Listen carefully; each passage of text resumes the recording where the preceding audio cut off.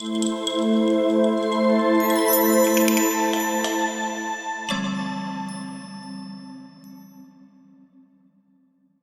ce nouvel épisode, l'INIR revient sur les points clés de sa dernière lettre mensuelle avec un éclairage sur le travail de reconnaissance et de réparation mené auprès des personnes victimes dans l'Église. Bienvenue sur les podcasts de l'INIR en partenariat avec le collectif Voix libérée. Alors, aujourd'hui, on se penche sur un document assez singulier. C'est la lettre d'information de l'INIR, l'instance de reconnaissance et de réparation. Et elle nous parle d'un événement qui a eu lieu le 11 octobre à Notre-Dame de Paris. On va essayer de comprendre ensemble ce qui s'est passé et pourquoi c'était si important. Oui, et c'est vraiment crucial de préciser d'emblée que ce n'était pas du tout une cérémonie classique. Ah non, clairement pas. C'était un rassemblement de personnes qui ont été victimes de violences sexuelles dans l'Église. Et en fait, tout le projet repose sur un symbole très, très fort. Lequel ? Des personnes en pleine reconstruction personnelle qui se retrouvent dans un lieu, la cathédrale, qui est elle-même en pleine reconstruction. C'est vrai, c'est une image incroyablement puissante. Mais alors, comment on passe d'une idée comme ça, aussi chargée, à un événement concret ? D'autant que ça vient des victimes elles-mêmes, c'est bien ça. Exactement. Ce sont elles qui ont vu ce parallèle entre leur chemin et la renaissance de la cathédrale. Et pour concrétiser ça, l'organisation a été d'une prudence remarquable. C'est-à-dire ? C'était pas une messe. Le terme utilisé, c'est une halte spirituelle.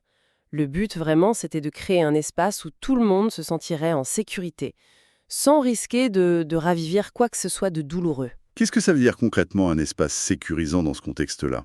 Ça veut dire que chaque détail a été pesé.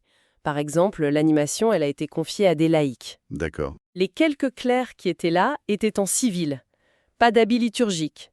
Pas d'encens non plus, parce que l'odeur peut être associée à de mauvais souvenirs. Ah oui, bien sûr.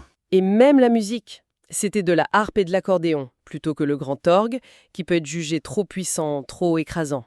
Ce niveau de détail est fascinant. Ça montre une attention immense. La lettre parle aussi d'un geste très fort, les rubans contre l'oubli. Absolument. Chacun pouvait écrire un message, ou juste un prénom, sur un carton, et l'accrocher à une grille avec un ruban.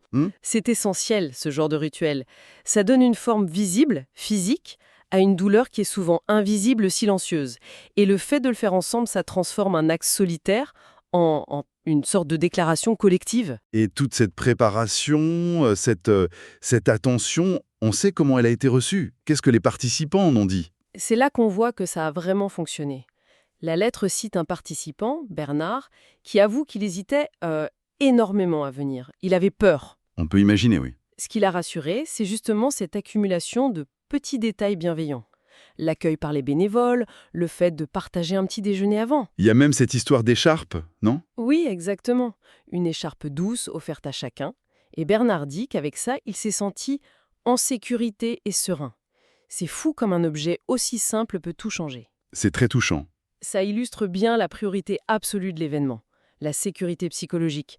D'ailleurs, les proches étaient invités, les conjoints, les enfants, les amis. C'est la reconnaissance de tout un écosystème autour de la personne. Tout à fait. Et ça peut avoir un impact énorme. Un autre participant, Albéric, décrit cette journée comme une belle conclusion à son histoire.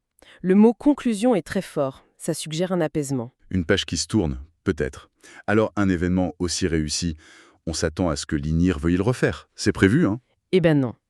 Et leur explication est très claire. Ah, Leur mission première, ça reste le traitement des dossiers. Ils ont encore plus de 200 personnes qui attendent, c'est ça leur priorité. Mais l'expérience ne sera pas perdue. comment ça ? L'équipe est en train de préparer une fiche de bonne pratique. Une sorte de guide. C'est ça. Pour que d'autres diocèses, d'autres groupes puissent s'en inspirer, l'adapter. Ils parlent d'un passage de relais. Donc, l'idée, c'est pas de garder la recette, mais au contraire de la partager. Précisément.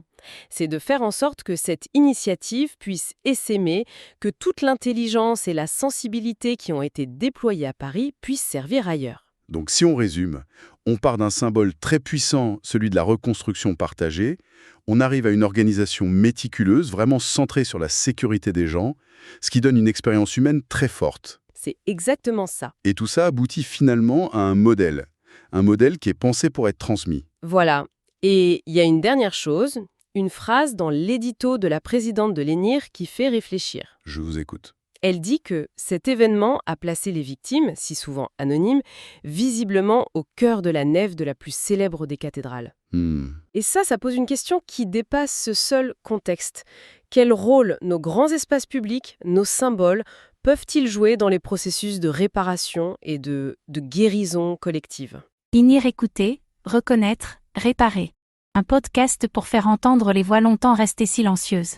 Si vous souhaitez saisir l'instance nationale indépendante de reconnaissance et de réparation, vous pouvez écrire à l'adresse suivante: contact@inir.fr ou envoyer un courrier à INIR 41, boulevard du Montparnasse, 75 006 Paris.